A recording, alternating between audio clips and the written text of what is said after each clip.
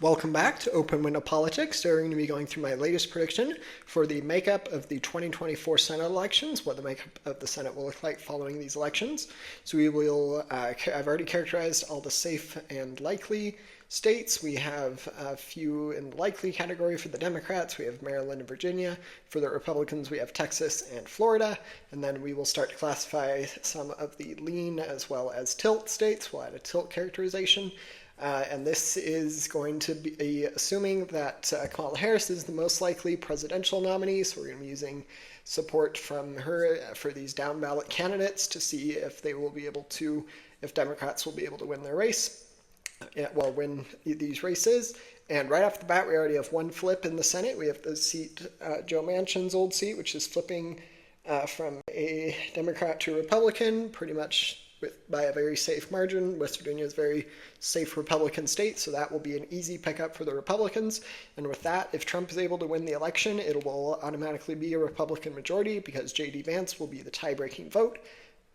So Democrats would need to win every single seat in order to be able to, and win the presidency in order to have a chance at holding the Senate.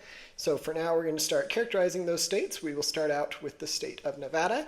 In Nevada, I think it's going to be a pretty close state, but I see the state as probably being, I'm going to give it as a lean blue rating. I think that the Democrat is pretty well liked, and especially with Kamala Harris at the top of the ticket, I think has a better chance of doing better.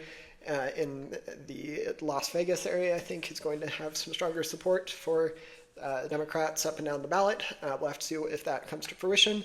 And then I think that if Kamala Harris were to be the top at the top of the ticket in Arizona, I would make this a safer state for Democrats. I think that Kari Lake is a very polarizing figure that not a lot of independents and suburban women are a fan of, so they are not likely to support her, which would result in a Democratic victory.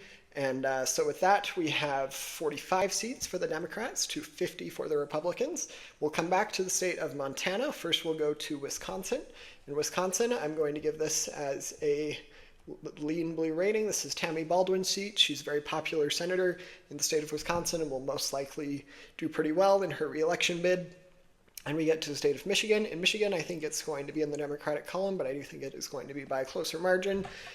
In the polls, the Democratic, last I saw, was up by 1 or 2 points, so nothing huge. I think that this probably has a good chance of being within a single point. It'll be a close match to watch for sure. Then we get to the state of, we'll go to Pennsylvania. In Pennsylvania, I see this as being a swing state for sure, but I do think it will most likely be in the Democratic column, so we're going to give it a lean Democratic rating. So with that, that's 48 seats for the Democrats to 50 for the Republicans, and Republicans are about to cement their majority. In the state of Montana, I see this being a lean Republican state. It is most likely going to flip control and possibly be the seat that flips control of the Senate if Democrats are able to win on the presidential level. But right now it doesn't really matter because regardless, Republicans will have a majority in the Senate. And then things get better for the Republican Party because I would give the state of Ohio, which is going to be another flip.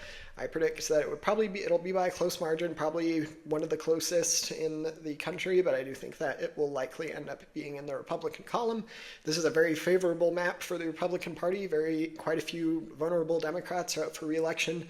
And many of those, the 3 of them ended up flipping, goes from a 49-seat minority for the Republicans to a 52-seat majority.